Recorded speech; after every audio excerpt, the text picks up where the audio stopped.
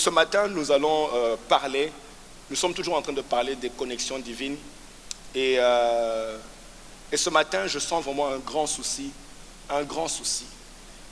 Mon grand souci, et j'ai toujours eu ce souci-là, c'est pas de parler pour que tu puisses nécessairement dire Amen. Mon souci, ce n'est pas qu'on puisse dire Amen et qu'on dise c'est une bonne prédication. Ça, ce n'est pas mon souci. Mon souci vraiment que j'ai tous les matins, et c'est de parler pour que tu passes à un autre niveau. C'est de te parler pour que ce que est dit puisse t'amener plus loin, puisse t'amener à un autre niveau. Ça, c'est vraiment mon souci. Vous comprenez? Sava n'est pas juste une religion. Sava est une église où Jésus-Christ est vivant. Et Jésus-Christ, quand il entre dans ta vie, il ne te laisse pas au niveau où il t'a trouvé. Et je ne veux pas savoir. Je prie, comme Paul a dit aux Éphésiens, à cause de cela, je prie pour vous, je fléchis mes genoux et je prie pour vous sans cesse. À cause de cela, je prie pour vous. Je prie beaucoup pour que ce qu'on fait ici puisse être remarqué. Que les païens regardent et disent, ah, voilà maintenant la différence qu'on entendait entre ceux qui servent Dieu et ceux qui ne servent pas Dieu. Il doit y avoir une différence. Dieu est un plus infini dans ta vie. Dieu n'est pas simplement Alléluia, Amen. Non, Dieu est un plus. Il doit y avoir un plus parce que tu as Dieu. Parce que tu as Dieu, il y a un plus. Ça va? Et on veut que ce plus-là soit vraiment remarqué. Et c'est ça mon très grand souci quand je viens ici ce matin. Croyez-moi, je passe des heures. Je dis ça devant mon épouse parce qu'elle peut vous dire des heures pour que ce qu'on fait ici ne soit pas une religion, mais que Dieu soit vraiment manifeste. Est-ce que ça va? Alors je prie que vous puissiez discerner la valeur de ce que nous sommes en train de dire ici et que ce soit pour vous non simplement une information, mais que ce soit une occasion de transformation quand cette parole entre dans vos vies. Est-ce que ça va? Est-ce que ça va? Est-ce qu'on peut dire je reçois là-bas? Ok. Alors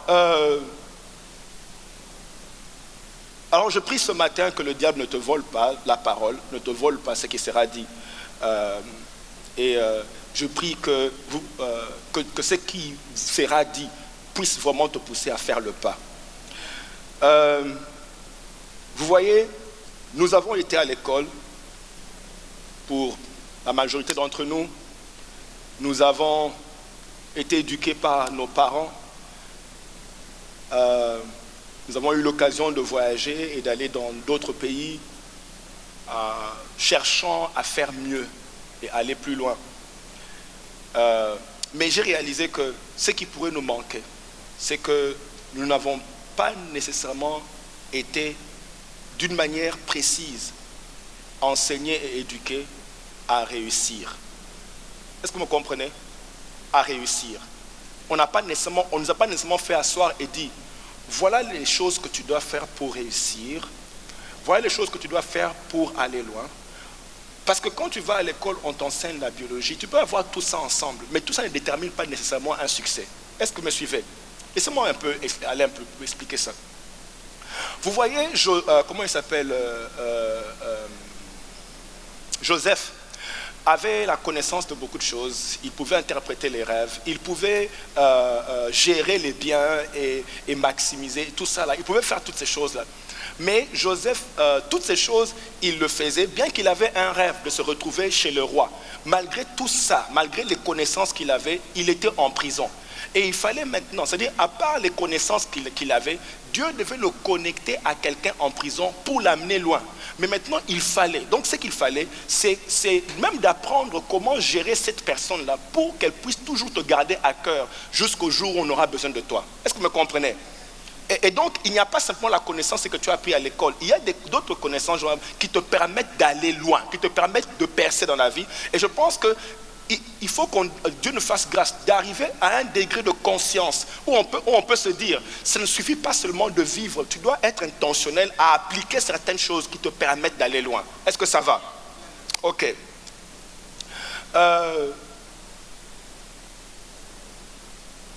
Et j'ai réalisé que si tu ne connais pas ces choses-là, il y a gaspillage dans ta vie, il y a perte de temps. Il y a perte de temps. Tu as le potentiel, mais il y a gaspillage et il y a perte de temps.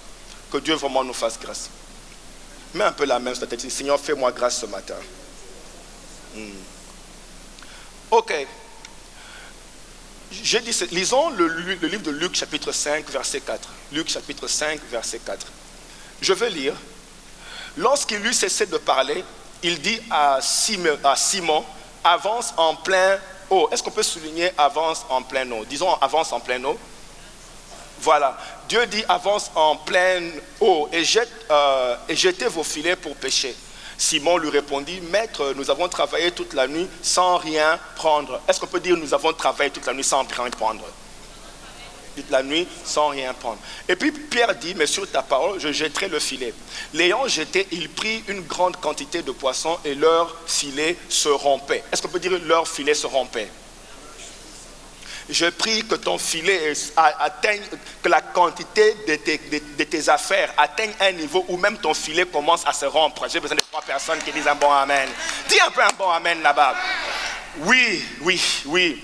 Alors la Bible continue, verset 7, ils firent signe à leurs compagnons. Est-ce qu'on peut dire ils firent signe à leurs compagnons?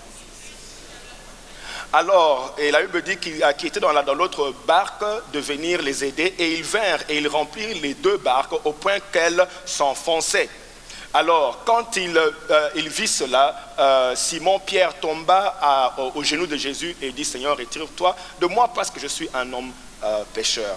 La partie où ça dit il prit une grande quantité de poissons, dans d'autres versions on dit la quantité était si grande que leur filet commençait à se déchirer.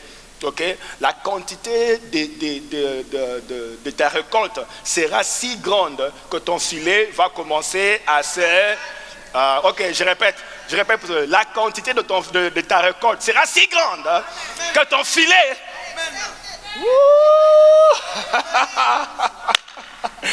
Ah Seigneur, ça n'aura jamais assez de place.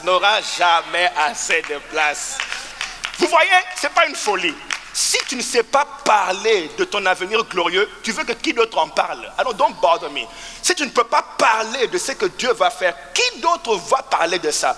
Tu dois des jours te lever toi-même et te regarder, you are better than this. Te dire ça toi-même. Et tu dis, je commande à mon cœur. Comment peux-tu oser être triste? Réjouis-toi. Tu te parles à toi-même.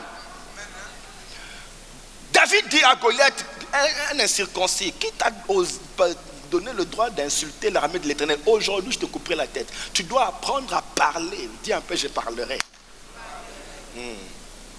Ok. Retenez ceci par rapport à ce passage ou ce verset. Le succès ou l'instruction est toujours lié à une instruction. Le succès ou la promotion est toujours lié à une instruction. Le sujet ou... qu'est-ce que j'ai dit? Le succès ou la promotion est toujours lié à une instruction. Ne parle pas de succès, ne parle pas de promotion, ne parle pas de grande récolte si tu ne sais pas quelle est l'instruction qui est liée à cela. Est-ce que nous sommes ensemble jusque-là?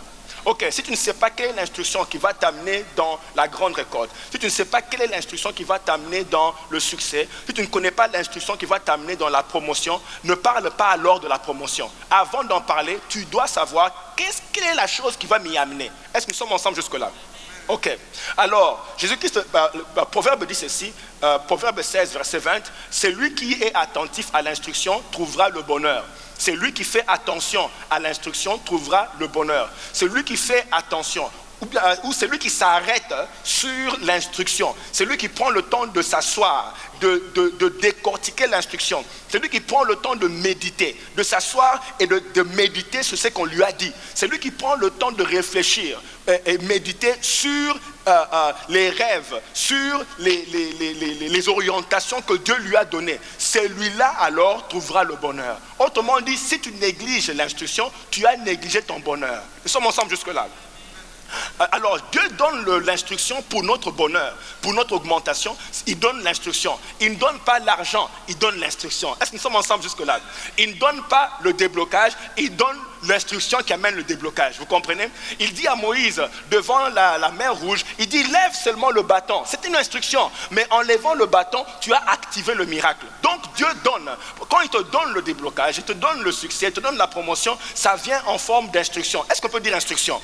Alors ne néglige jamais l'instruction, parce que l'instruction, c'est dans ton instruction que Dieu va t'accorder le bonheur. Ésaïe chapitre 48, verset 17. La Bible dit, moi l'Éternel ton Dieu, je t'instruis pour ton bien, ou bien pour ton bonheur. Oh, si tu étais attentif à mes commandements, ton bien serait comme un fleuve et ton bonheur comme le flot de la mer. Ton bonheur ne va pas s'arrêter. C'est comme un robinet que tu ouvres. Dès que tu appliques une instruction, le robinet s'ouvre. Alors le bonheur commence à couler. Dis un peu instruction.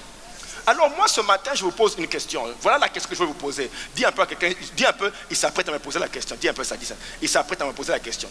Voilà une question que je voudrais vous poser. Voilà une question que je vais vous poser. La question est celle-ci. Quelle est l'instruction que tu es en train de suivre présentement pour ta récolte? Écris ça, écris. Quelle est l'instruction que je suis en train de suivre maintenant là pour ma récolte? Quelle est l'instruction que je suis en train de suivre maintenant qui me permettra de récolter? Voilà. Quelle est l'instruction maintenant là? Parce qu'il ne faut pas seulement parler de déblocage, j'irai loin. Non. Vous savez, des fois, on fait cette déclaration.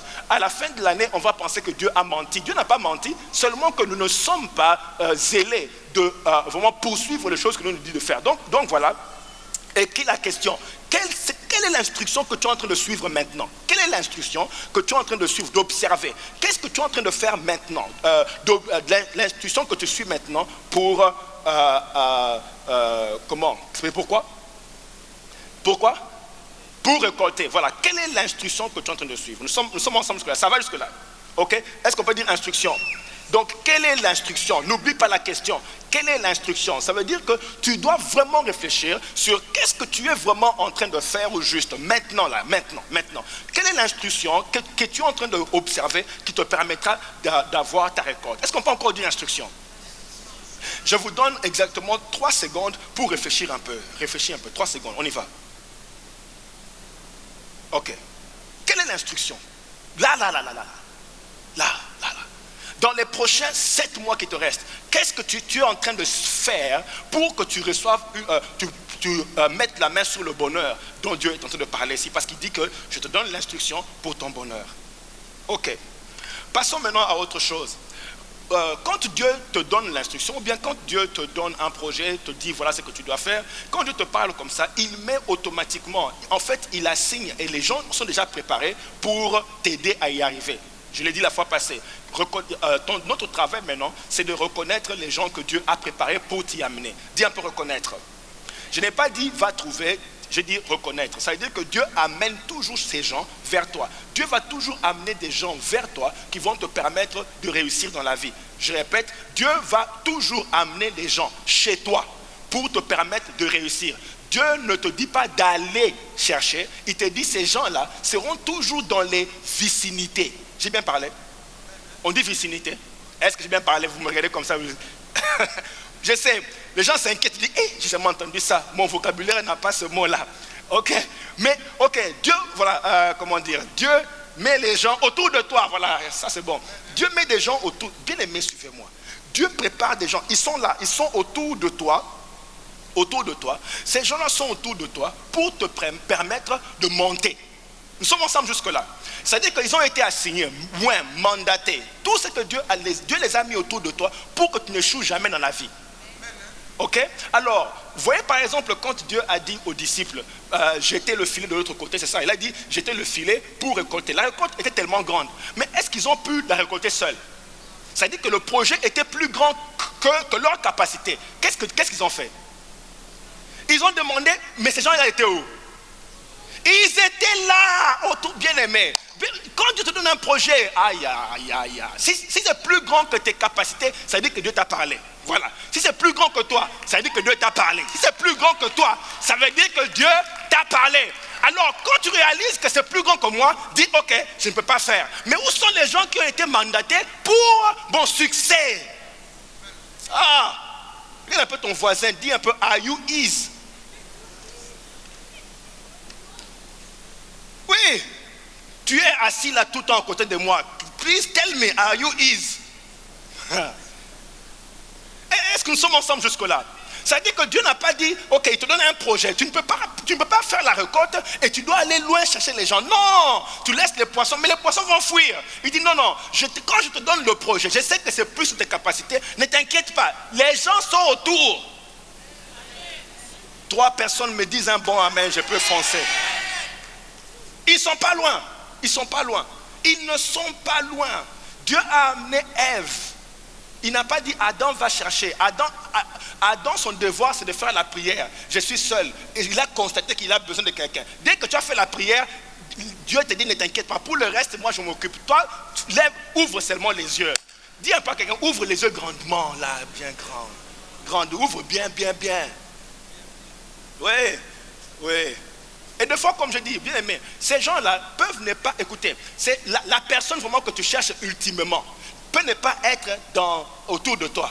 Ça peut être le ministre de justice, ou le ministre de plan, ou le ministre des finances, ou ça peut être ministre de MOPAP. Bon, c'est d'autres ministères qui existent dans le... Donc, ça peut être des ministres de plusieurs autres pays, ok?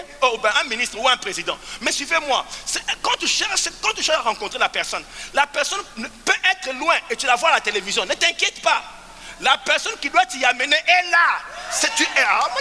Même pas. La personne qui doit t'amener, c'est lui qui a la télévision là. Elle est là. Bien aimé, Joseph voulait devenir roi. Joseph voulait atteindre le palais. Est-ce qu'il avait à côté de lui là? Dieu dit, attends, je veux que tu arrives au palais, que tu arrives loin. Mais tu ne peux pas y arriver, toi on te tient un esclave ici. Il n'y a pas de problème, ne t'inquiète pas, il n'y a pas de problème. Je dois faire qu'on t'arrête. Donc quand t'arrêtes là, ne pleure pas. Faut pas trop t'inquiéter quand ça barde. Bien aimé, écoutez-moi, Dieu est dangereux. He's terrible. Ça veut dire qu'il aime. Écoutez, voyez les gens qui jouent ce qu'on appelle l'échiquier.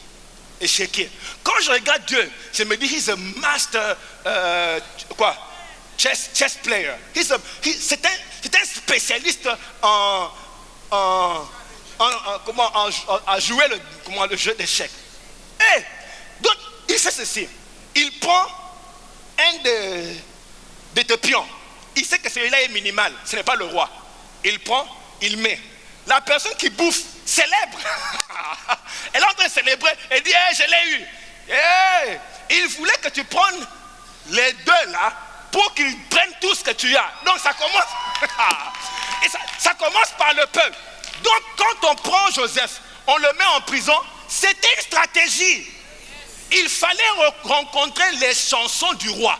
Mais Joseph, là-bas, on traite comme esclave, là tu ne peux pas rencontrer les chansons. Et il fallait donc l'amener en prison. C'était un rendez-vous. Oh, donc pardonnez. C'était un rendez-vous. Tu es un peu rendez-vous. Dieu réfléchit, il dit, attends, je vais donc faire qu'il entre ici, en prison. Et en prison, Joseph maintenant avait des rencontres des gens. Et il laisse des marques, des traces dans la vie de ces gens-là. Il est parti, il a oublié. Joseph aussi reste en prison. Il ne sait pas son sort et tout ça là. Tout ça, Dieu est en train de préparer les choses. Alors, la personne que tu cherches ultimement peut être à la télévision. Ne t'inquiète pas. Dieu est en train d'organiser les choses pour qu'il y ait quelqu'un qui va t'amener à la personne. Maintenant, ton travail à toi, c'est de reconnaître ces gens. Ton travail, c'est de reconnaître ces gens-là. Bien aimé, dis un peu reconnaître. Vous voyez, ce vendredi, nous avons prié pour un esprit d'aveuglement. Parce qu'on nous sommes dit ceci. Comment la Samaritaine pouvait être en contact avec Jésus et ne pas reconnaître celui qui demandait l'eau? Même Jésus a dit, si tu savais celui qui... Donc ça veut dire qu'il y a des fois, tu peux rencontrer des gens, ils sont là devant toi. Tu les embrouilles avec des histoires charnelles. Elle est en train de dire, oui, est-ce que nous les Juifs, nous parlons, ou bien il y a quelque chose entre nous les Juifs et les Samaritains, des choses inutiles. Tu parles de... Aïe, je ne sais même pas. Il y a des choses inutiles qui te prennent le temps dans des bonnes relations. Dans une bonne relation, toi tu parles des conflits.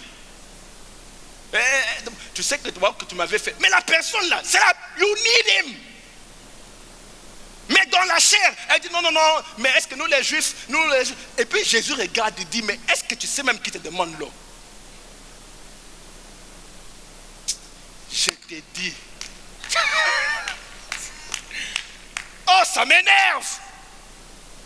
Quand Dieu nous ouvre l'intelligence, soyons aiguisés, let's be sharp. C'est pour ça que je dis qu'on ne nous a pas toujours enseigné à maximiser la vie. Ce qui fait que nous vivons dans le gaspillage des relations, de l'argent, du temps, où on gaspille tout. Oui, ce qui fait que quand tu arrives à la fin du temps, tu te dis, vraiment, tu regardes en arrière, 20 ans sont passés. Et tu te rends compte que tu as fait du surplace. Pas parce que Dieu ne voulait pas, c'est parce que tout ce que tu as appris, c'est de saboter ce que Dieu te donnait. Dis-moi si j'ai mal parlé. Non, ok. Oui. Alors, il faut prier même pour un esprit. Nous avons prié pour un esprit de discernement, de révélation. Nous avons prié pour un esprit de révélation. L'esprit de révélation te permet de découvrir ce qui est caché derrière cette relation. Alors, tu dois prier pour reconnaître. Dis un peu reconnaître. Maintenant, je vais vous poser la question. Dis encore, il est prêt à nous poser une question. Et qui est cette question ici?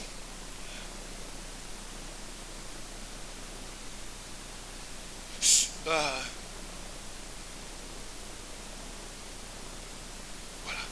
Je vais te donner la question de cette manière ici. Donne-moi la liste des gens que toi tu as déjà reconnus jusque-là. Oui. Dis, le pasteur vient de me demander la liste, écris la liste en matricule. En capital, voilà. Écris liste. Donne la liste en majuscule. La liste des gens que tu as reconnus. Écris la liste. Écris.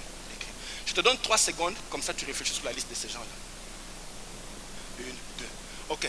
Ces gens-là qui sont sur cette liste-là, voilà les gens stratégiques qui ont des choses pour toi. Dis à ton voisin, je viens de te mettre aussi. Donc toi aussi, je viens de te mettre. Je viens de t'écrire. You are here. Sur ma liste. Ce n'est pas une liste rouge. Ce n'est pas moi. Une liste blanche. Voilà, tu es sur ma liste blanche. Si on est en train de bien comprendre ces choses, est-ce qu'on peut crier un amen là-bas? Alors, les gens qui doivent t'amener, les gens qui doivent t'y conduire, tu dois avoir une liste de ces gens et promène-toi avec la liste de ces gens-là. Tu dois être, dès que tu les rencontres, ton cœur doit battre vite. C'est-à-dire, tu dois te dire, je suis dans mon moment M. Je vous parlerai une fois d'un moment, ce qu'on appelle moment. Ta vie peut changer en un moment. Un moment. Aujourd'hui, on t'appelle tel, lendemain, on ne sait plus t'appeler. It can happen in one day. Your life can happen like that. Yes. Je vous parlerai du moment. Je me rappelle, vous savez, je vous enseigne des choses qui ont brisé mon cœur parce que j'ai gaspillé des choses que Dieu m'a données. Tu te retrouves dans des moments importants, des rencontres importantes. Tu gaspilles tout parce que tu n'as pas encore atteint la maturité nécessaire. Ça ne vous arrivera pas au nom de Jésus. Dis un bon amen. Tu rencontres quelqu'un. Qu'est-ce qui se passe dans ta tête quand tu te rencontres la personne? Qu'est-ce qui se passe? Ah Seigneur. Comment exploiter maintenant? Maintenant tu dois étudier comment est-ce que tu fais pour exploiter la personne. Comment est-ce qu'on fait pour exploiter la personne? Comment est-ce qu'on fait? Qu'est-ce que j'avais enseigné? Le dimanche passé. Comment tu exploites? Oui. Le mot, il y a un mot. Honorer, très bien. Tu dois honorer la personne. Pour extraire, exploiter, bénéficier, tu dois honorer. Est-ce qu'on peut tous crier honorer? Tu dois honorer la personne pour recevoir de la personne. Ça veut dire servir la personne avec excellence et avec tes biens. Servir la personne avec excellence et avec tes biens. Vous voyez, Esther voulait que le roi puisse changer le mandat d'arrêt qu'il y avait sur ses membres de famille. Esther devait changer le mandat d'arrêt qu'il y avait sur ses membres de famille. Et le roi pouvait le faire. Okay? Le roi pouvait le faire. Suivez très bien ce que je vais dire ici. Le roi pouvait le faire. Esther donc est allée inviter le roi à un dîner. Elle savait que tu peux demander la chose, mais est-ce que tu as amené la personne à un point où elle peut le faire? Donc Esther a investi d'abord dans un dîner.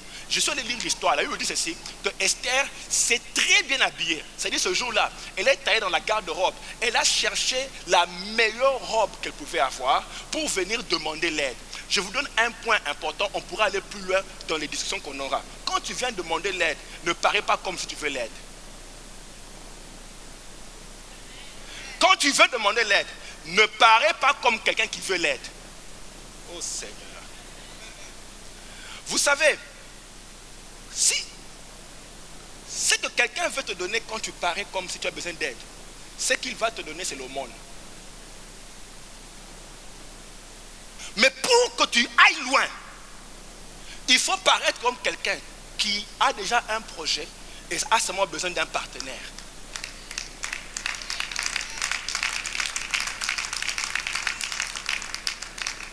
Je suis en train de vous parler très sincèrement. Et je sais de quoi je parle. Si tu viens en train de vraiment, aidez-moi, tu auras l'aumône. Ce que tu auras ne va pas t'amener quelque part.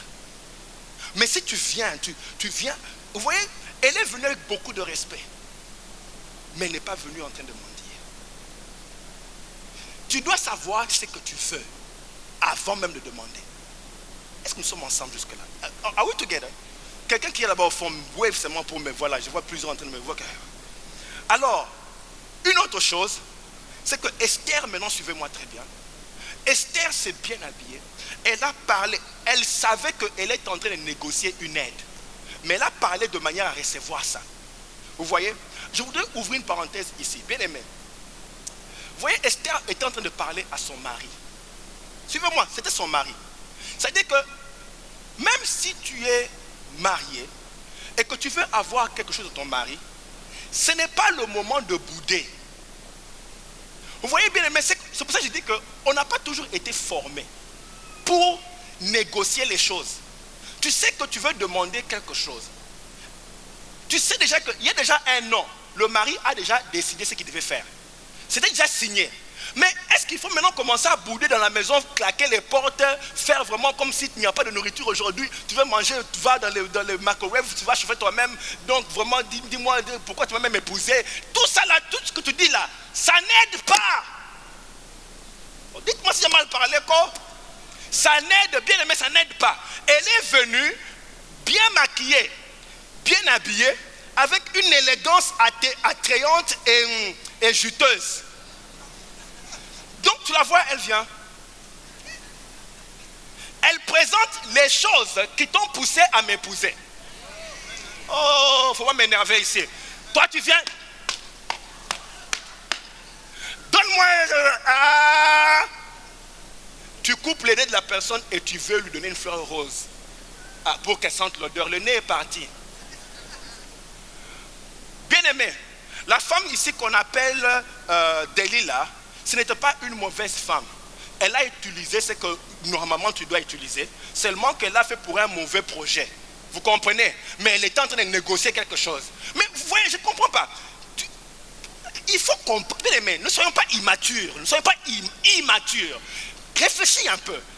Entre bras de fer et utiliser les équipements que Dieu t'a donnés. Tu préfères quoi? Qui a dit équipement? Il y a des gens qui sont de me suivre aussi. Bien aimé, ici, elle est venue, elle s'est bien habillée. Ça veut dire, bien aimé, que le maquillage là et l'habillement, ça joue toujours quel que soit l'âge.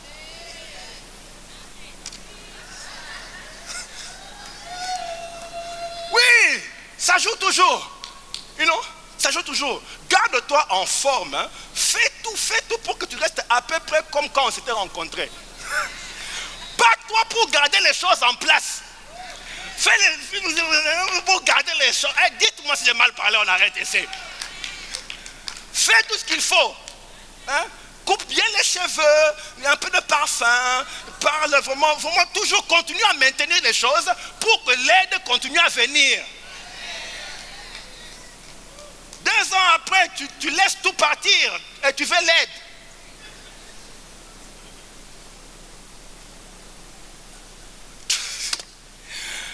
Bien aimé, ces choses, ça c'est. Tu dois être.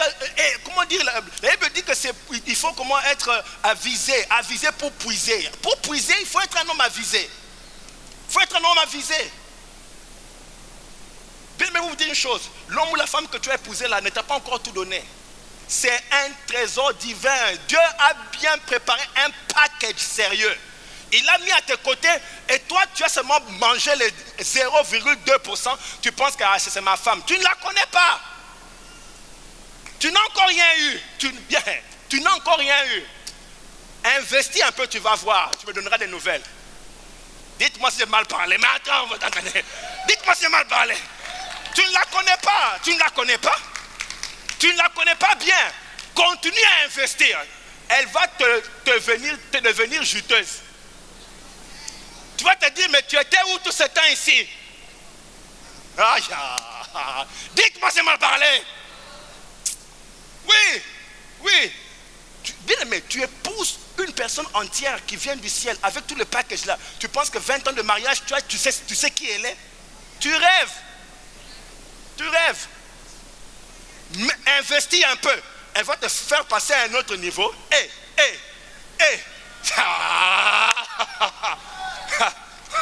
Est-ce que là-bas on me comprend là-bas derrière?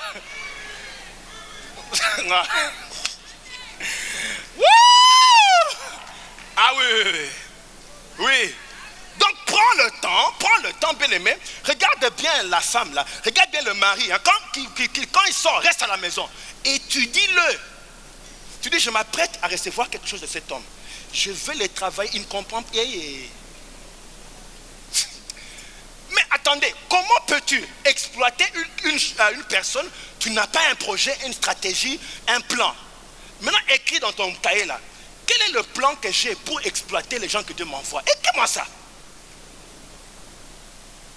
Quel est le plan que j'ai pour recevoir des gens que Dieu m'a envoyés? Quel est le plan que j'ai pour recevoir des gens que Dieu m'a envoyés? Quel est ton plan? Ça, c'est la 40e question. Oui, quel est ton plan? La Bible nous dit, Proverbe 27-18, c'est lui qui soigne un figuier en mangera les fruits. Donc tu as un figuier à la maison que tu n'es pas en train d'arroser, tu n'es pas en train de monder, c'est-à-dire enlever les charges. Tu n'es pas en train d'enlever les charges, tu l'embrouilles du matin au soir et tu veux qu'il y ait dîner. Oh. Le reste j'explique en langue, comme ça les gens vraiment de haut niveau peuvent comprendre de quoi je parle. Hein? Oui. Tu as un figuier à la maison, tu n'as pas arrosé. All you want is take.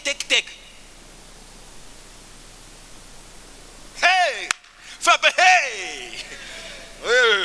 Donc, ok, tu dois apprendre comment soigner. Ok?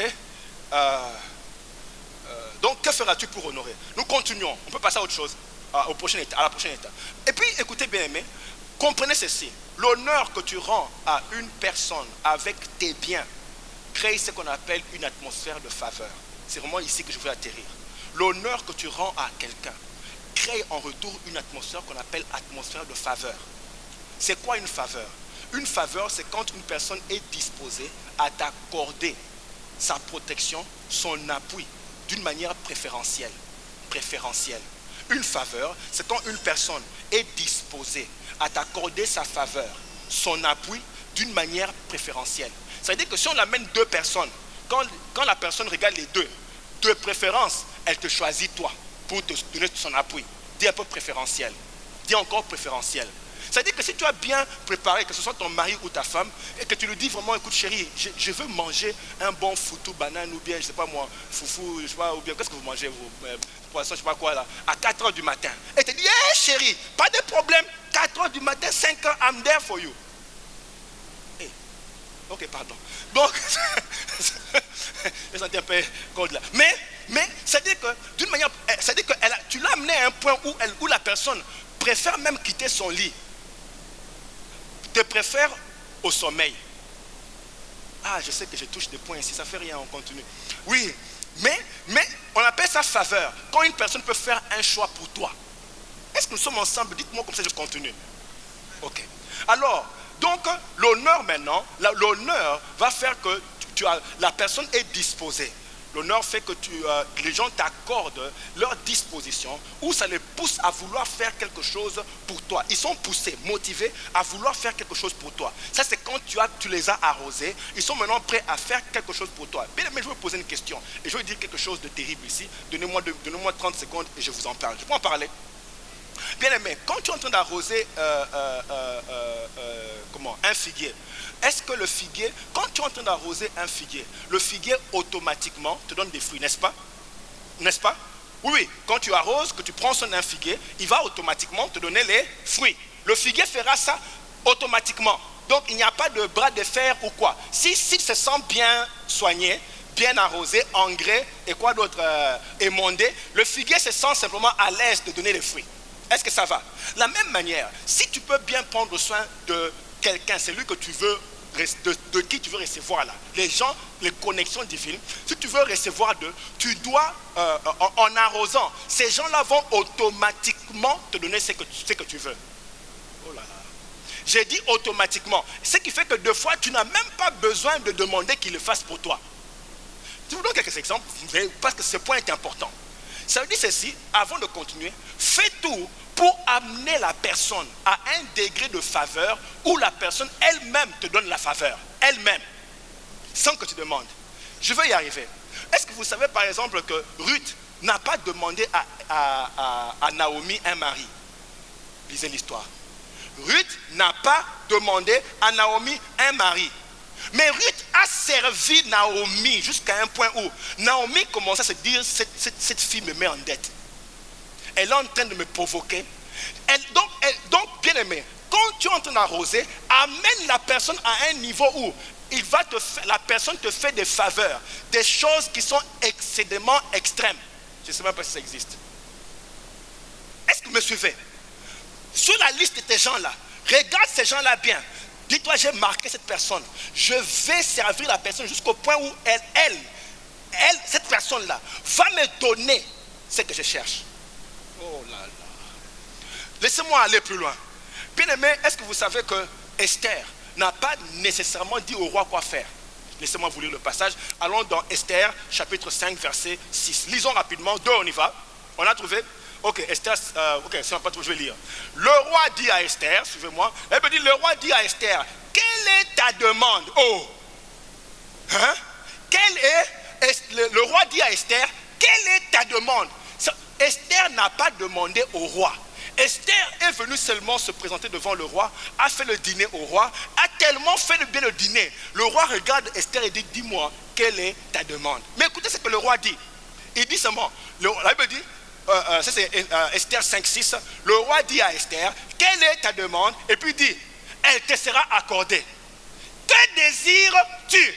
Et puis le roi continue, quand ça sera la moitié de mon royaume, tu l'obtiendras. Hey! Fais un peu, hey! Ça c'est quel niveau de soignement du figuier? Donc elle a soigné le figuier. Le roi ici est allé en guerre pour avoir le territoire. Les gens sont morts pour avoir le territoire. Mais maintenant le roi dit, je sais que les gens sont morts, je m'en fous. Dis-moi ce que tu veux, je te le donnerai, même si c'est la moitié de mon territoire. J'ai souffert pour avoir ça, mais tu as tellement touché mon cœur que je te donnerai ça sans que tu puisses te battre comme moi. Ah! C'est pour ça que je vous ai dit, il y a des gens qui ont jeûné. Ils te donnent des choses, toi tu ne jeûnes pas pour ça. Vous savez, des fois je regarde, des fois c'est simple pour nous de venir avoir une délivrance ou avoir une guérison. Mais vous ne savez pas ce que ça coûte. Donc des fois je peux regarder ma chérie, cette femme-là, que Dieu te bénisse. Que Dieu te bénisse. Oui, ce que ça coûte pour voir la main de Dieu agir. Un tourment que tu as eu depuis 20 ans, il part en 10 secondes. Si ça part comme ça, vous pensez que ça vient seulement, ça tombe du ciel. Non. Ça, quelqu'un paye le prix. Mais toi, tu n'as pas jeûné comme celui qui a jeûné pour que toi, tu puisses avoir ça. C'est là que j'ai dit que tu peux traiter quelqu'un au point où tu peux avoir quelque chose. Tu ne fais pas ce que la personne a fait pour souffrir, pour avoir. Je ne sais même pas si... Est-ce que j'ai expliqué ça bien? Oh! Dis-moi même si c'est le royaume que tu veux. Maintenant, suivez-moi. Ce point est important. La qualité de ton service. Bien aimé, j'ouvre une parenthèse. Je voudrais insister sur une chose. Je suis en train de vous parler de ce qui nous fera réussir. Moi, j'aurais souhaité qu'on m'ait dit ça. Et donc, ce que tu es en train d'avoir, ça change ta vie. Ma prière, ce n'est pas seulement que tu prennes note. C'est que quand tu rentres à la maison, tu dis, Seigneur, vous voyez, l'instruction vient de la bouche du prophète. Vous priez, Dieu me parle et je viens vous dire ce qu'il faut faire. If you can listen to this, je me demande, qu'est-ce que tu vas aller faire d'autre? Ça, c'est pour toi. Dieu, aujourd'hui, là, Dieu a fait que tu viennes pour entendre ça. Comme ça, tu passes à un autre niveau. Écoutez ce point. La qualité de ton service et des biens que tu offres va déterminer le niveau de la faveur que tu auras. La qualité de ton service et des biens que tu offres va déterminer le niveau de faveur. Le niveau de faveur est directement proportionnel à la qualité de ton service et des biens que tu offres. Nous sommes ensemble jusque-là. Ça veut dire que si les biens que tu offres et la qualité et le service est excellent, tu auras des choses plus excellentes. La Bible dit ceci pour vous montrer. J'explique encore, je vais encore plus loin. Ok? Avant donc maintenant de faire une demande, c'est pour ça que je dis prépare-toi à savoir qu'est-ce que je dois faire pour extraire de cet homme ici. Qu'est-ce que je dois faire pour extraire, pour recevoir de cet homme? Pose-toi la question d'abord. Prépare bien ton dossier. Dis un peu, prépare le dossier. Prépare le dossier et dis-toi qu'est-ce que je dois faire pour recevoir. Qu'est-ce que je dois faire? Quand je parle de dossier, je ne parle pas des feuilles ou tout ça. Je parle en regardant la personne, réfléchis sur la manière des choses. Qu'est-ce que tu fais pour... Est-ce que c'est un poisson qu'il aime ou bien c'est un sanglier? Donc tout ça. Prépare bien ton dossier. Prépare-toi. Sois conscient.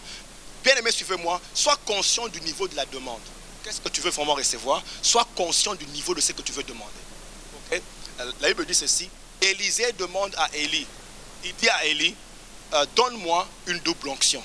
Donne-moi une double onction. Élisée lui dit, la chose que tu demandes est difficile. Élie lui dit, la chose que tu demandes est difficile. Elle n'est pas difficile dans le sens que je ne peux pas te la donner. Elle est difficile dans le sens que tu dois payer le prix. L'exigence est plus grande. Voilà. L'exigence pour avoir la double onction est plus grande. Qui avait la double onction? Élie. Qui demandait? Élisée. Mais en demandant, il n'a pas payé le prix. Vous allez me dire, mais il a servi Élisée et Élie depuis longtemps. Oui, il a servi, viens un peu. Oui, il a servi Élisée depuis longtemps, viens vite. Il a servi Élisée depuis longtemps. Élie depuis longtemps. Serre-moi un peu, serre-moi. Serre-moi, je suis en train de... Il est en train de me servir et il a servi pendant je ne sais pas combien d'années. Et serre. Tu ne sers pas bien, j'ai dit serre. Donc, il est en train de me servir, voilà, il est en train de me servir. Porte-moi un peu ce truc là, il est en train de me servir. Et pendant qu'il porte, je n'ai pas, j'ai dit laisse. Pendant qu'il me sert, je regarde un peu son visage. S'il n'est pas en train de gronder, de dire, ah, depuis que je le sers, ce monsieur ne fait que me travailler comme ça. Je regarde tout ça. Hein. Je regarde, je dis, non, dépose. Et puis je dis, porte encore. Et puis je regarde, et puis non, je dis, dépose. Je n'ai pas besoin de ça. Et je parle, je dis, non, j'ai besoin de ta réponse, porte encore. Et puis je dis, ne dépose. Et puis je dis, suis-moi. Et maintenant, vous savez quoi? Élisée s'est dit, j'ai servi cet homme. Et puis il dit, donne-moi la double onction. Il s'est dit, comme j'ai servi cet homme, maintenant je peux demander la double onction. Mais le problème est celui-ci. Le service qu'il a rendu jusque-là n'était pas assez pour la double onction. Vous comprenez? Il fallait donc qu'il paye un prix plus élevé pour la double onction. Et je vais vous dire une chose, hein, va t'asseoir. Je vais vous dire une chose par rapport à la demande qu'on fait ou au service. Je peux juste ajouter ça.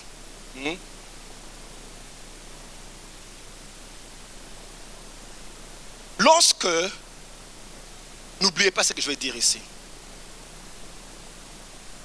il y a une différence entre obéir quelqu'un et se soumettre à la personne. Vous voyez, chaque fois que je dis porte, laisse, il est en train non seulement d'obéir, mais de se soumettre. À un moment, il va se dire, non, peut-être que mon père n'a pas besoin de ce poids ici, ou bien carrément, je vais porter le poids. Comme ça, chaque fois qu'il en aura besoin, je peux lui donner ça directement. Est-ce que vous me comprenez? L'obéissance, c'est quand on t'envoie faire les choses et tu fais. La soumission, c'est quand tu comprends ce que la personne veut et tu fais avant qu'elle ne demande. Est-ce que vous me suivez? Are you listening to me? L'obéissance, c'est quand on t'envoie faire la chose et tu dois tout le temps entendre qu'on te dise quoi faire.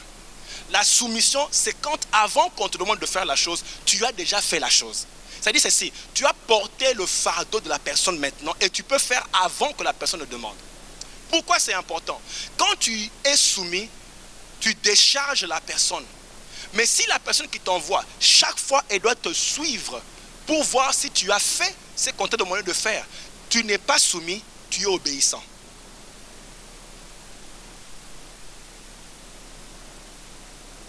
Oui, si vous avez compris, laissez-moi voir si vous avez compris. Si vous avez compris, comprenez encore. Tu réjouis le cœur de quelqu'un quand elle voit que tu fais ce qui est agréable. Ça, c'est agréable. Mais si je t'envoie pour faire quelque chose, et je dois tout le temps vérifier si tu as fait, tu ne me décharges pas. Tu n'es pas en train de décharger la personne. Parce que la personne fait le travail de suivre si tu as fait. Mais si tu as déjà fait, le cœur de la personne est touché pour savoir. Je vous donne un exemple. Élisée est dans une ville et il y a une femme qui regarde et dit, cet homme de Dieu vient tout le temps ici. On va lui faire une maison pour qu'il vienne habiter ici. Vous vous rappelez? Maintenant, quand Élisée n'a pas demandé la maison, mais la femme a pensé qu'il aura besoin d'un endroit où rester parce qu'il vient tout le temps ici. La femme construit une maison. Elle a pensé à ça. Élisée n'a pas donné l'ordre, mais la femme a pensé à ça. Suivez-moi. Élisée arrive maintenant, on lui donne la maison. Écoutez ce qu'il dit. Il demande à la femme. Il dit, demande un peu à la femme, qu'est-ce qu'elle veut qu'on fasse pour elle? La femme n'a pas demandé à Élisée de faire quelque chose. Mais à cause de la soumission, Élisée maintenant dit, Élie dit, qu'est-ce qu'elle veut qu'on fasse pour elle? Hey, are you listening to me? Quand tu es au travail, laisse que ton boss voie que c'est au-delà de ce que lui te demande de faire. Je vous dis, dans son cœur, il se dira, qu'est-ce que je peux faire pour lui? Vous savez, Néhémie n'a pas fait de longues prières pour que le roi lui fasse des lettres.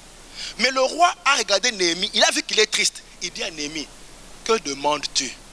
C'est-à-dire que tu ne dois pas amener la personne au point où elle te regarde, elle dit, que demandes-tu? On prend 2 secondes de réflexion. Est-ce que j'ai mal parlé? Est-ce que j'ai mal parlé?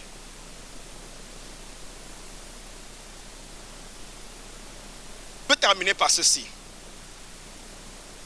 Dieu, est-ce qu'on peut dire Dieu? Dieu répond à ces principes ici que je viens de citer.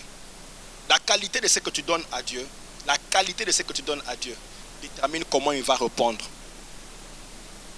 La Bible dit ceci dans le livre de... Je veux qu'on lise ce passage. Si vous ne voulez pas le lire, je vais le lire. Malachie chapitre 1, verset 7. La Bible dit, vous offrez sur mon autel des aliments impurs. Vous offrez sur mon autel des aliments impurs. Et vous dites, en quoi t'avons-nous profané? Verset 8. Quand vous offrez un sacrifice, une bête aveugle, n'est-ce pas mal? Quand vous offrez, vous offrez une boiteuse ou infirme, n'est-ce pas mal? Offrez-le donc à ton gouverneur, te recevra-t-il et te fera-t-il bon accueil? Suivez-moi. Dieu dit ceci. Quand tu me donnes des choses et que tu m'offres des choses, tu me donnes une bête aveugle. Dieu dit, si tu offres la même chose, est-ce que ton gouverneur, il a dit quoi?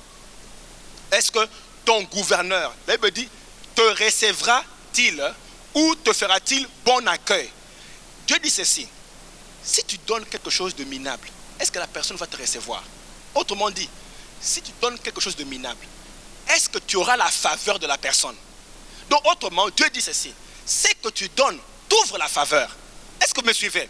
C'est que tu donnes, t'ouvres les portes, t'ouvres le cœur de la personne.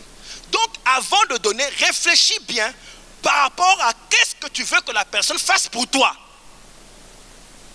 Est-ce que vous me suivez? Si tu amènes une bête aveugle, est-ce que cela va ouvrir la porte? Ok, regarde un peu ce que tu donnes là. Est-ce que ça va? Non, dis pas, faut pas dire, parce que là, il y aura bagarre. Mais dis-moi, il dit, quand tu donnes, Seigneur, Dieu dit, donne en connaissance de cause. Donne de manière à ce qu'il y ait réponse. Dites-moi un peu, bien-aimé, si Dieu ne répondait pas à ces choses-là, pourquoi alors, quand il a attendu que, comment il s'appelle, Salomon donne 1000 holocaustes avant que, 1000, dis un peu 1000.